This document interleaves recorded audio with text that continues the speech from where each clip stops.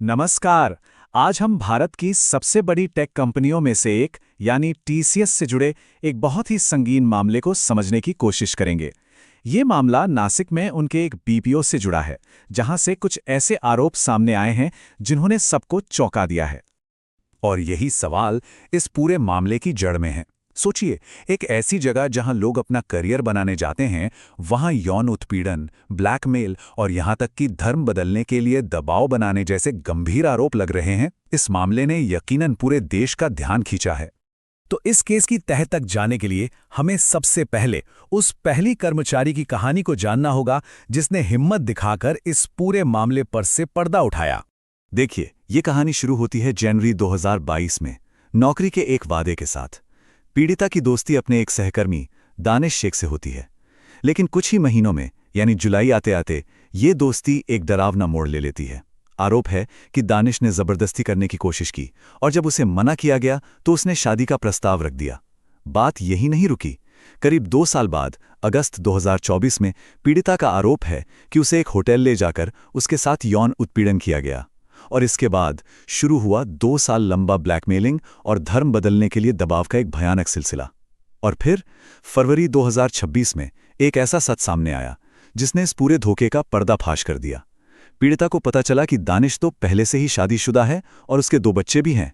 पहली शिकायतकर्ता के ये सिर्फ शब्द नहीं है, ये उस लंबे और दर्दनाक धोखे की गवाही देते हैं जिसका उसने कथित तौर पर सामना किया। ये कोई एक घटना नहीं थी, बल्कि ये भरोसे को एक सोची समझी साजिश के तहत तोड़ने की कहानी लगती है। लेकिन कहानी यहीं खत्म नहीं होती, और शायद सबसे चौंकाने वाली बात यह है कि ये कोई अकेली घटना नहीं थी। जैसे ही पहली शिकायत सामने आई, एक के बाद एक कई और कर्मचारी अपनी अपनी आपबीती बताने के लिए आगे आए। जब और भी लोग सामने आए तो एक डरावना पैटर्न दिखने लगा। ऐसा लग रहा था कि यह किसी एक इंसान का काम नहीं है, बल्कि ऑफिस के अंदर ही कुछ लोग एक ग्रुप की तरह काम कर रहे थे और अपने सहकर्मियों को, खासकर युवा महिलाओं को, अपना निशाना बना रहे थे। और ऐसा भी नहीं है कि ये सब सिर्फ जूनियर कर्मचारियों के साथ हो रहा था। एक सीनियर महिला टीम लीडर का ये बयान बताता है कि ये जहरीली संस्कृति कितनी फैल चुकी थी। जब एक सीनियर को मीटिंग छोड़ के जाना पड़े तो आप माहौल की गंभीरता का अंदाजा लगा सकते हैं। जो आरोप सामने आए वो बहुत ही परेशान करने वाले हैं। गलत तरीके से घूरने और अश्लील इशारों से लेकर ऑफिस में गलत नीयत से छूने तक के आरोप हैं। हद तो तब हो गई जब गर्भपात जैसे बेहद निजी और दर्दनाक मामले पर भी भद्दी टिप्पणियां की गई। किसी पर अजमेर जाकर एक मौलवी से मिलने का दबाव डाला गया, तो किसी की धार्मिक आस्था का मजाक उड़ाया गया, और इन सब के ऊपर निजी तस्वीरों से ब्लैकमेल करने की धमकियां तो थी ही। तो आखिर ये लोग हैं कौन? शिकायतों में कुछ नाम बार बार सामने आ रहे हैं। दानिश शेख, जिस पर पहली एफआईआर में धोखा और ब्लैकमेल के आरोप हैं। तौसीफ अत्तार, जिस पर ब्लैकमेल और मौलवी से मिलने के लिए दबाव बनाने का आरोप है। इनके अलावा शफी शेख, रजा मेमन और निदा खान पर भी इस ग्रुप का हिस्सा होने और उत्पीड़न में शामिल होने के गंभीर आरोप हैं। तो जब इतने सारे आरोप सामने आए तो फिर हुआ क्या? आधिकारिक तौर पर क्या एक्शन लिया गया? चलिए अब इस पर नजर डालते हैं। इस मामले की गंभीरता को बस एक नंबर से समझा जा सकता है: 9। जी हां, पुलिस में अब तक कुल 9 फर्स्ट इंफॉर्मेशन रिपोर्ट्स यानी एफआईआर दर्ज हो चुकी हैं, और हर एक एफआईआर एक अलग इंसान की दर्दनाक कहानी बताती है। और बात सिर्फ एफआईआर तक ही नहीं रुकी, एक्शन भी हुआ है। जैसे जैसे जांच आगे बढ़ रही है, अब तक 8 कर्मचारियों को गिरफ्तार किया जा चुका है। ये दिखाता है कि कानूनी कार्रवाई कितनी गंभीरता से चल रही है।